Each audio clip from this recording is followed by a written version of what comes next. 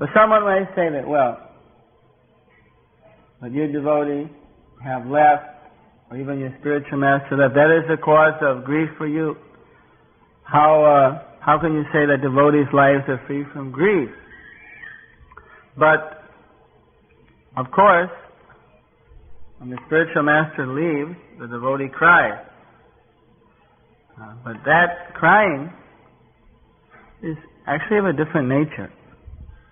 It's very hard to explain to these people that actually the devotee's grief is not real grief, the separation that he feels from the spiritual master, from other Vaishnavas,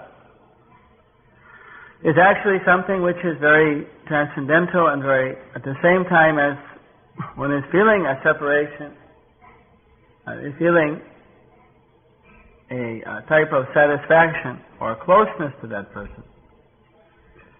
This could be demonstrated